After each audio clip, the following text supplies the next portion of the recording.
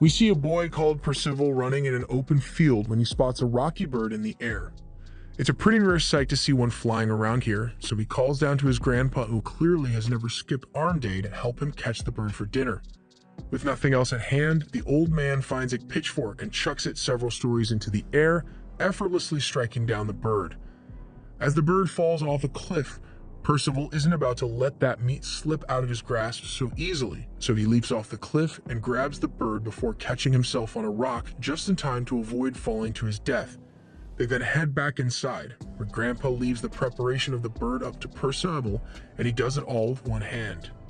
After that, they sit down to eat the well-done meat, but in the background, we see some ominous purple magic on the bird, which I'm pretty sure is not a good sign. Once done eating, they then head outside for a light-sparing match, of which, unsurprisingly, Grandpa is the victor after a brief struggle, but Percival takes some pride in knowing that he put up a good fight against him this time. Grandpa goes to wash the dishes while Percival is still celebrating, but then he suddenly remembers something very important. It's Percival's birthday soon, and he forgot all about it. He drops everything he was doing and runs back up to the house to find Percival, who is currently taking a leak. He tells him that it's going to be his birthday tomorrow, but he doesn't seem all that interested in it and had even forgotten how old he was before this conversation. He'll be turning 16 tomorrow, which means he will be an adult in this world. He's excited because he thinks that means he will finally be allowed to drink some beer. But while he is old enough to do taxes and join the army, he is still too young for alcohol. Grandpa leads him to the top of the cliff and shows him the vast expanse of space that extends beyond this island, just waiting to be adventured, places to see, things to do, and he may even find the One Piece.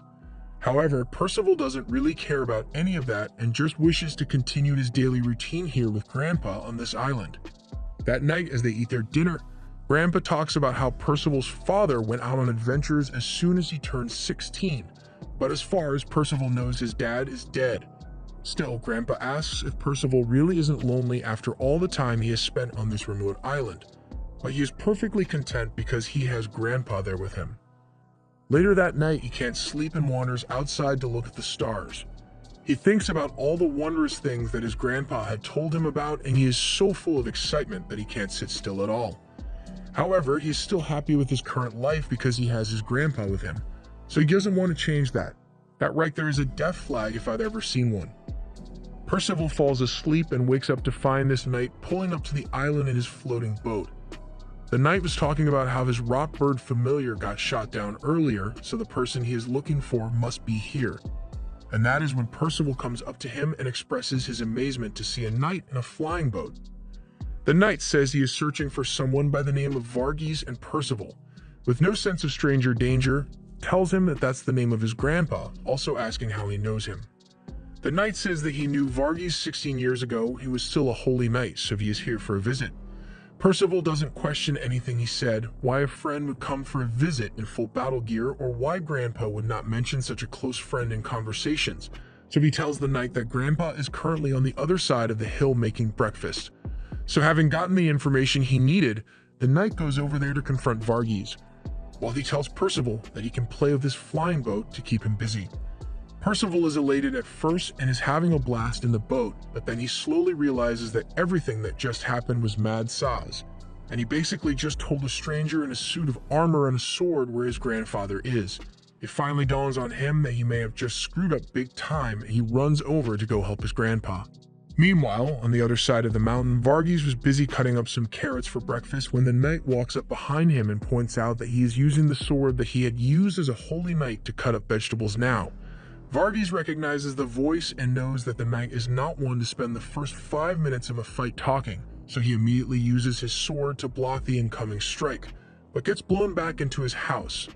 He remains largely unharmed, so he jumps out and leaps forward to counterattack the knight. Their swords clash, but Varghese is unable to break through the knight's defense, and once an opening is created, the knight uses his power to have Varghese looking like the new Twitter logo and destroy his house for bonus points. Percival had arrived a little too late and just witnessed his grandpa getting carved out, so he yells for the knight to stop.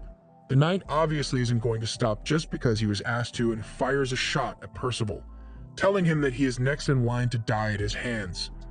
Percival grabs one of the rocks that was launched by the blast and throws it at the knight before jumping down. The rock didn't manage to do any damage, so Percival tries using a bigger rock this time, but it still does nothing, and Percival is now in the direct line of fire for one of those shots. Grandpa comes up behind him and prevents the knight from shooting Percival. He then yells for him to run away while he still has the chance, but Percival doesn't want to leave his beloved grandpa to die here. However, the knight has no intention of letting either of them leave here alive, so as he says this, he cuts Varghese open several more times in an instant, and then hits Percival with a blast that I can only describe as overkill. Percival is about to fall back, but with the last of his strength, he tries to punch the knight. However, his little arms aren't going to do much damage, and he coughs up some blood before getting punted backwards and falling in defeat, and looks up at the sky as it starts snowing. Varghese asks the knight why he would come here to kill him now of all times, and he explains that there was a prophecy foretold a few days ago, where 4 knights of the apocalypse would bring about the downfall of the Lord King Arthur. They have no real clues on who the knights of the apocalypse might be, so he thought he might as well come here and kill Varghese, just in case. Even if that was his reasoning, he didn't have to kill Percival like that, but he says it was all for the greater good as he leaves. Percival gets up and apologizes to his grandpa for being too weak to protect him, but I'm more curious about how his body is still in one piece after that blast that went in, out, and through a mountain behind him. His grandpa tells him that he shouldn't need to protect someone like him and should find someone more deserving. Percival believes that this must be divine punishment for him lying about being satisfied with staying on the island forever and not wanting to go on adventures, so to calm him down, Varghese also admits that he was actually really happy when Percival said he was perfectly satisfied with just staying with him here. This gets Percival to smile a bit, but Varghese soon coughs up more blood, reminding him that he doesn't have much time left to live. He has something he wants to say before he passes on, so he tells Percival that the knight's name is Ironside and he is actually Percival's father. This shocks Percival because, for one, Varghese had told him that his father died when he was younger, and 2, what kind of father would slice his own son into 4 pieces, just in case? This backstory is too long for Grandpa to start explaining right now, so he tells Percival to go and find Ironside if he wants to know the full story. He's sorry, but Percival is going to have to start his new journey alone for the first time. It's going to be tough on him, but Varghese knows he can handle it because he raised Percival to be really tough. The next day, Percival wakes up and looks over at his dead grandpa, filling him with deep sadness. He buries his body and is left feeling empty inside because his whole world just came crashing down before him. He starts fixing some of the damage done to the house and finds a box underneath a table. In it is a set of new clothes that Varghese had spent several nights sewing for Percival to be able to use on his adventures. A few days pass as Percival has created a monument to his grandpa and is about to leave on his journey. He puts on the helmet and flicks back his cape before tripping on that same cape. Percival begins climbing down the island, but even after an entire day of climbing, he has still made almost no progress at all and can't even see past the clouds. After a little more climbing, he's finally able to see the ground, but in his excitement, he lets go of the cliff and falls to the ground where he finds this creature. He looks up at the creature and thinks about how he has never seen anything like it back on the island. He also introduces himself to it and tells it that he just climbed down from that tall island behind him and is currently looking for a place where other people like him live. However, it doesn't seem to understand a word he just said and begins to walk away from him. Percival keeps following it, so it starts running away from him, eventually leading him to a performing street group. The leader of the group, Katz, throws paper in the air and has them catch on fire, while Elva does a trick with a disappearing monkey and a hoop. Katz now wants the last guy to do his trick, but he isn't interested in practicing because there is no one around to see him. However, Percival was watching and was thoroughly amazed by their amazing routine. The others are confused as to where a kid like Percival could have come from because they are currently in the middle of nowhere, but Percival wants them to do some more magic tricks, so Donnie tries to take advantage of the situation and get Percival to pay them for it. However, having lived his entire life on a single island, Percival has no idea what paying even means. Donnie then says he will take Percival's stuff as payment for doing his trick, so he does the trick and makes Percival float to his utter joy and amazement. But while Percival was busy enjoying himself, Donnie had already put the others in the cart and began running away with Percival's stuff. The others tell him that what he just did was pretty messed up and he shouldn't leave a kid like that alone in the forest after taking his stuff. Donnie realizes that that kind of behavior puts him firmly in the Jackass territory, so he's about to turn around, but then Percival shoots past him with great speed after sprinting to catch up to them. Donnie apologizes because he realized what he did was wrong, but also because he fears for his life after Percival's great feat of strength. Percival tells them he is looking for someone and asks how he can find that person. He tells them the name of the person he is looking for is Ironside, but they don't know who that could be. They ask why he is looking for this person. So Percival explains that Ironside is his father and also killed his grandpa, so they think he's on a quest for revenge. Percival doesn't know whether he wants revenge or not. That is why he wants to go to Ironside and ask him directly why he killed grandpa and why he only showed up now. There are many questions he wants to have answered, but for now, he just wants to beat him up really bad. The group doesn't recognize the name, but they are heading to a village soon, so he might be able to find some information there if he goes with them. Percival is delighted, however. Donnie says they aren't going to take him for free, however. This time, he just asks Percival to do a trick so he can go with them. They give him a bow and an arrow to see how well he can aim with it, but he somehow manages to nearly hit Donnie, who is standing behind him. They still take Percival anyway since they are a performing troupe and are going to the village anyway for their next performance. Percival asks if the tricks he saw them do before were their performance and tells them that it was amazing and looked just like magic. However, Donnie doesn't like having to do petty magic tricks just to make a living. Katz explains that they are a group of people who have had their dreams of becoming holy knights crushed. At the mention of holy knights, Percival remembers Ironside mentioning that both he and Percival's grandpa were holy knights previously. The others are surprised to hear this because that means he is the son of a holy knight. They ask what country Ironside is meant to be from, but Percival has no idea what a country is, so he isn't able to answer. Just then, two people from the village come running up to them and begging for help. Their village is being attacked by a wolf, so they ask Donnie to use his horse to go and call some holy knights. But since he thinks it is just a regular wolf, he believes they should be more than enough to get rid of it by themselves, and in exchange, he will have the villagers give them food and a place to stay for the night.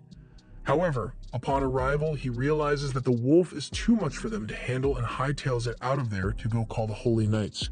As they are fleeing, Percival jumps out of the cart to deal with the wolf, since there are still people in danger here. Donnie thinks it's suicide to go in and fight that thing alone when he is just a kid, but Percival doesn't want to let anyone suffer, so he will make sure to be able to protect them. He takes a stance and yells that he is going to kill and eat the wolf, so he takes out his arrows and fires 2 shots at it. However, he has got his accuracy stat at -100, so his arrows fly back towards him and strike him in the head and pin his cape to the ground. The wolf is about to take the chance to strike Percival, but Donnie steps in to save him. He gets knocked back and hurt, so Percival gets angry and decides to give up on the bow and just use what he's good with, his hands.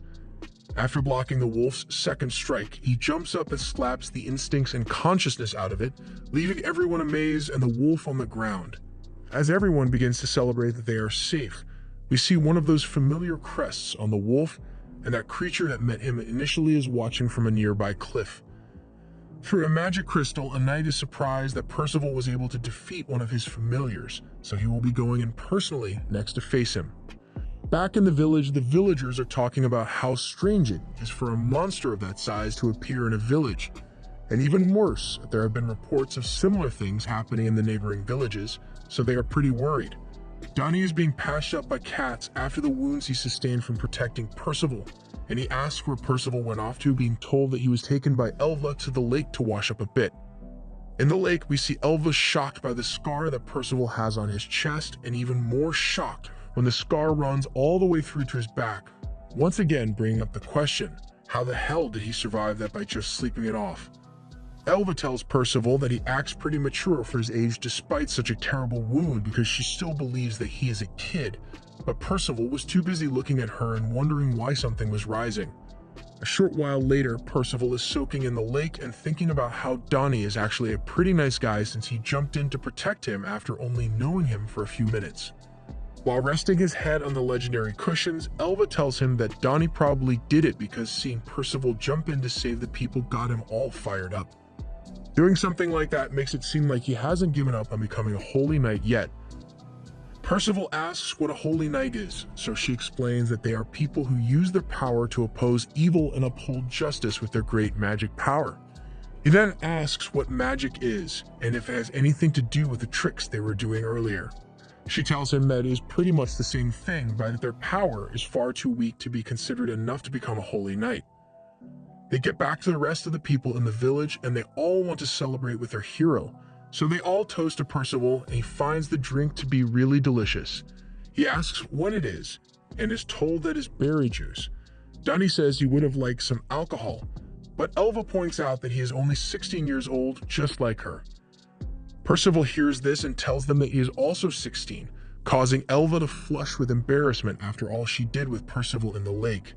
Anyway, they carry on with the celebration and party a bit, then Percival begins to ask around if anyone has heard of Ironside, but no one seems to know anything about him, which begins to frustrate him a lot. He yells at the top of his lungs for Ironside to show himself, but Elva tells him that there is no point in yelling because he isn't here to hear him. However, someone else hears Percival screaming for Ironside and says he knows that name. It is the Black Knight.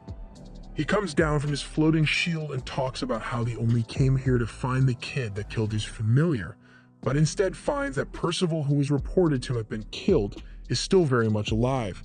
He asks if Varghese managed to survive as well, but unfortunately, Varghese didn't have the levels of plot armor that Percival has and died from his wounds. Katz recognizes that this guy is a holy knight and tries to get him to leave Percival alone. I mean, it's a holy knight, so Katz gets backhanded away. The holy knight kind of apologizes for hitting Katz so hard since he only wanted to push him away a little and didn't mean to give him a concussion from it. Percival asks the knight why he knows his grandpa and Ironside. So he explains that he is Pelegard, someone who knew both his father and grandfather. If he knows Ironside, then Percival tells him that he has until the count of 5 to tell him where he is, and Pelegard is busy talking about how much he likes Percival for not being scared to face a holy knight. They aren't getting anywhere by talking, so Percival and Pelegard prepare to fight. The crowd is smart and runs away so they don't get caught up in what is definitely going to be a chaotic battle. Percival charges forward and surprises Pelegard because he is coming to him without a weapon. But as Percival lands a kick on him and manages to push him back along with his heavy armor, he is thoroughly impressed by the boy's potential.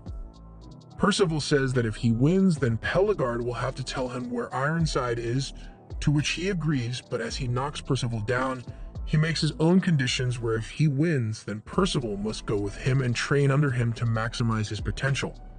He then strikes Percival with his mace, but he is able to block the blow and leap forward to strike Pell once more. He then unleashes a flurry of attacks on Pell but gets his head palmed. Pell praises Percival for having the courage to leap into danger to protect the weak and the will to not falter, but he tells him to take the fight seriously and at least use magic if he isn't going to be using a weapon.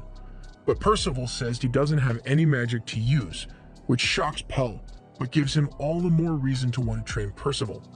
He starts punching him to get him to admit defeat and come with him to be trained, but Percival still refuses to give up. He is getting punched repeatedly, while all the villagers watch knowing that there is nothing that they can do to stop it, until one boy screams out for Percival to keep fighting and gives him the motivation to unlock his magic power. The mag feels like he was tricked because Percival had told him that he had no magic, but right now, that definitely looks like magic. However, Percival is just as confused as Pell and begins to freak out after he notices the glowing light emanating from his hands. He starts flailing around trying to get rid of it and accidentally hits Pell, knocking him to the ground. Dunny tells Percival that the light must be his magic power, which gets him to calm down a bit, and as Pell gets back onto his feet, he speculates on what type of magic it could be. Maybe destruction type or enchanting type, but regardless, now that Percival has magic power of his own, he is able to fight Pell more effectively, and as such, Pell tells him to give it everything he's got. Percival rushes at Pell, and Pell swings his mace, creating a fireball aimed straight at Percival. He sees it coming and jumps out of the way to avoid it, but gets his cape caught on fire. The fireball keeps moving around, and Pell explains that this is his magic pyre. The fireball he controls continually aims for Percival, and he can do nothing but jump and duck to avoid it and not get himself roasted. Pell tells him he will never win if all he keeps doing is dodging, so Percival runs up behind him, and as he fires another fireball towards him, he spikes that shit to the ground. However, since Pell controls the flames, he uses his power to redirect the fragments of the fireball and hit Percival with all 6 of them, setting him ablaze. His magic fire has the property of never going out unless the target is burned to ash or Pell himself wants it stopped, so there is no other option for him aside from surrender. However, despite being engulfed in flames, he still chooses not to surrender to Pell despite his friends telling him he is going to die if he doesn't. He spreads his magic across his entire body to shield himself from the fire. Pell is impressed that even though he only just awakened his magic a minute ago, he is able to control it to such a degree that he can spread it throughout his body, but by now he is already medium rare, so Pell tells him to give up before the damage becomes too severe. However, due to Percival's determination, some of his magic congregates on Pell and forms a mini Percival on his arm and several more around him. They may be tiny, but those things are strong and start holding Pell's arms down, releasing the fire magic. But even with this, Percival has already become well done, so he should be down for the count. However, he starts healing himself with the magic and Pell and is stood there thinking this dude must be hacking. Percival gets up dazed, but otherwise perfectly fine aside from his burnt clothes, and Pell is trying to figure out what kind of magic he could possibly possess. It's not any type that he is familiar with, so he believes it must be the elusive hero-type magic which only 1 in 10,000 possess. And if that is true, then it is highly likely that he is one of the 4 Knights of the Apocalypse that the prophecy foretold, meaning Ironside was correct in his assumption. Pell knows that once the other knights learn of Percival's power, they will surely come after him and try to execute him for being a threat, but he can't let such potential go to waste, so he can't let Percival go on his own. While he is thinking about all this, Percival walks up to him and punches him across the street and onto the ground. Pell praises Percival for his great control over his magic despite being a complete novice, and Percival is really happy with the compliments he is receiving, that since he is still a novice, Pell is not letting him go and starts using half of his power to break free of the mini Percivals. Even if he is talented and has a powerful magic type against a seasoned knight, he could never actually win. Donnie knows that to be true, so to save Percival, he uses his levitation magic to make Pell float in the air and tells Percival to run while he still can because there is no way he will be able to handle Pell getting serious. Percival doesn't want to run though since he still needs Pell to tell him where to find Ironside, but before long Pell gets fed up with Donnie's interference in his and Percival's fight. So he unleashes more of his power and creates a huge fireball that allows him to escape and also wounds Donnie. He wouldn't normally hurt innocent bystanders, but Donnie meddled in an honorable fight with Percival.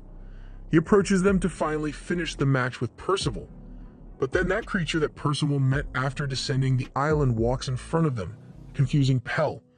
It then pulls out a magic spell stone and uses it to teleport them out of the village. The 3 reappear on top of a dragon's backbone landmark, which is located over 30 miles away from the village they were just at. Percival wants to return there to help the others, but the fox calls him an idiot and tells him that he cannot beat Pell, and besides, Pell only came to the village looking for him. So now that he isn't there anymore, he's not going to care about the rest of the villagers and will likely just leave. Solid point, but Donnie has another point to bring up, that a talking fox. The fox tells Percival to follow him, but Percival still needs Pell to tell him where he can find Ironside. However, the fox tells him that Pell likely wouldn't know where Ironside is even though they are part of the same team. Donnie asks who Pell is anyway, and the fox explains that he is a knight that serves under an evil king and is part of a team that was tasked with finding the 4 Knights of the Apocalypse and killing them.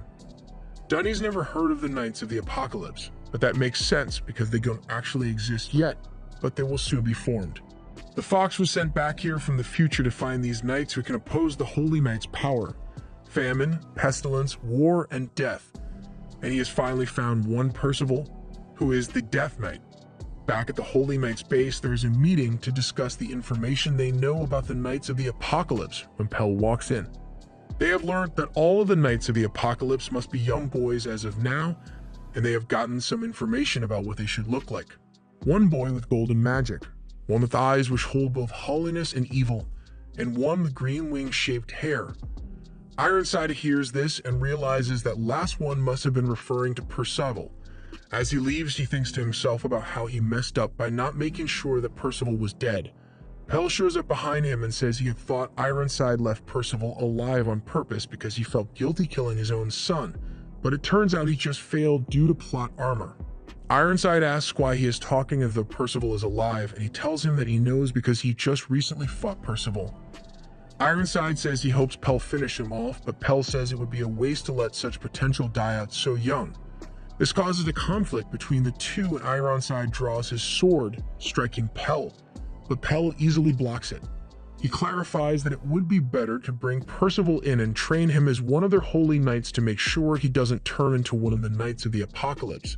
But Ironside doesn't like that idea because according to the prophecy, Percival is one day going to destroy the world.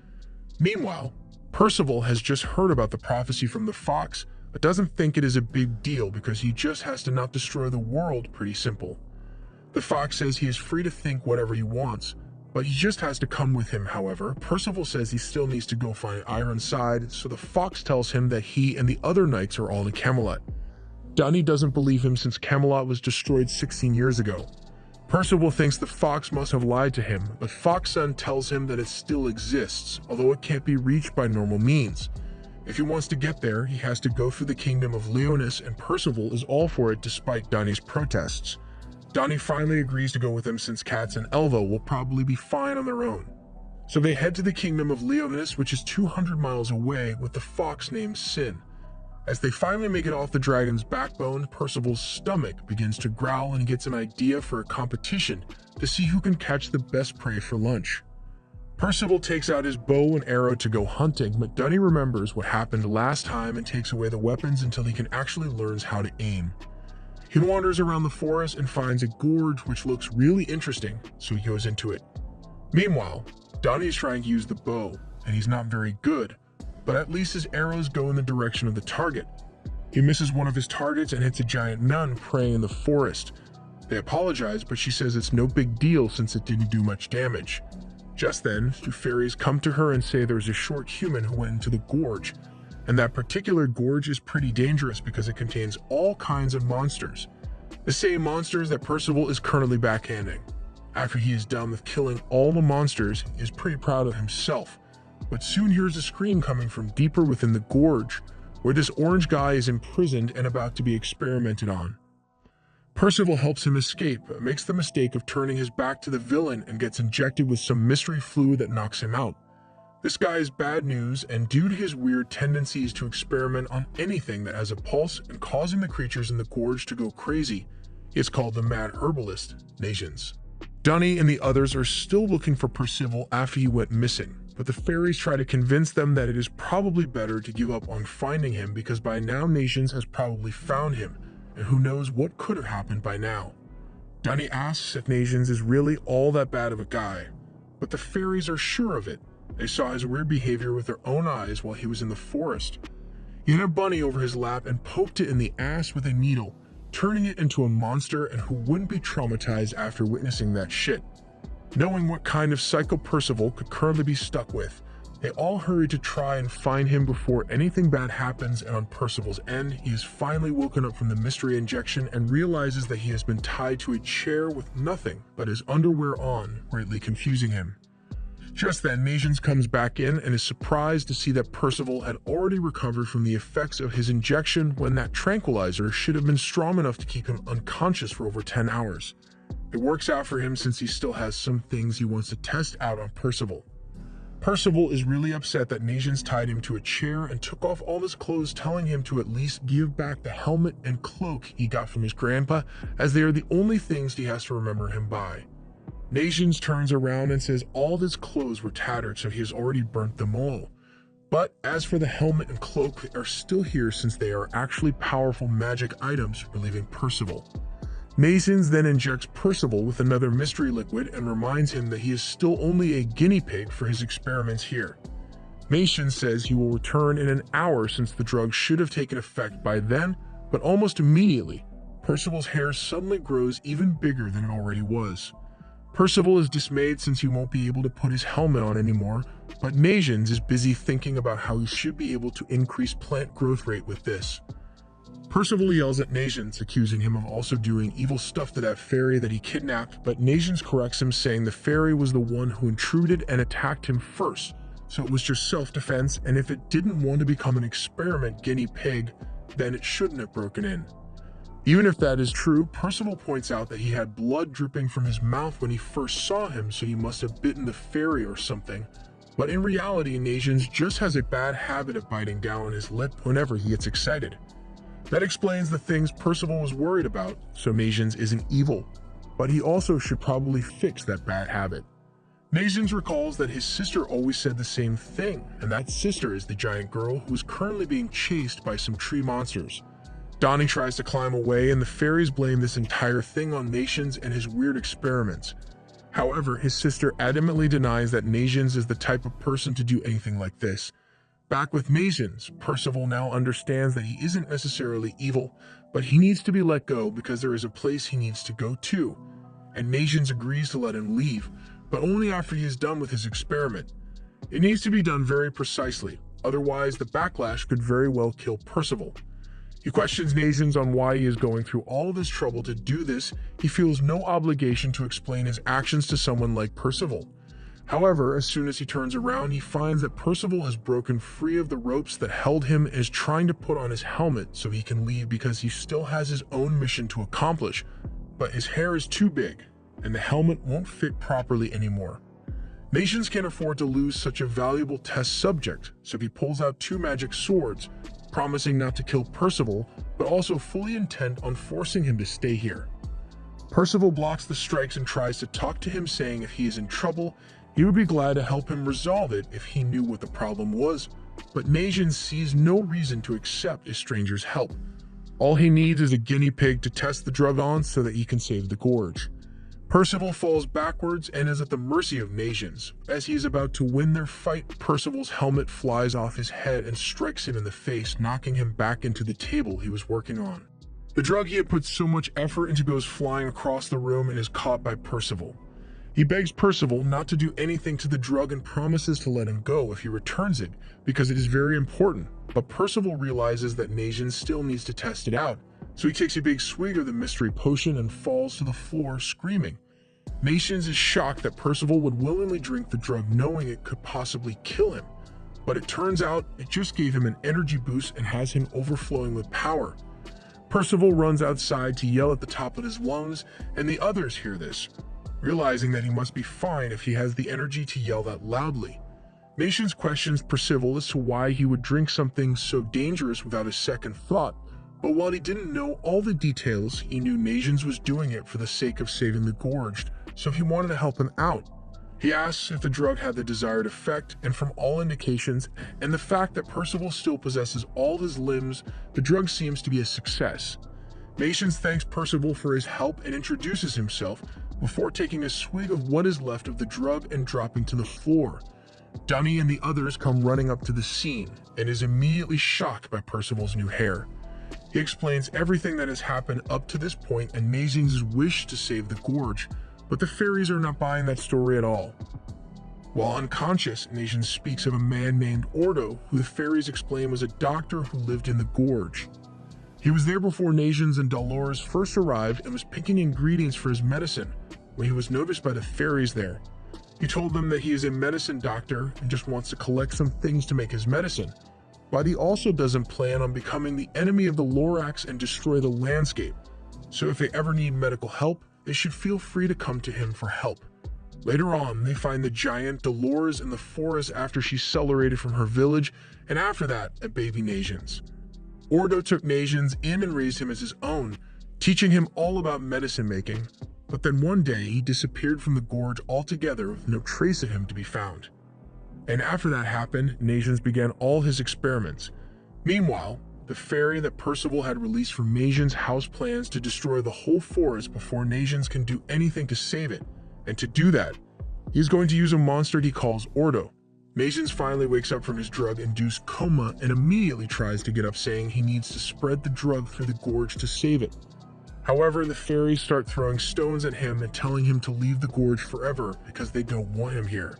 Percival catches these stones and tosses them back at the fairies, yelling that Nations has been working hard trying to save them this entire time, causing them to second-guess their mob actions.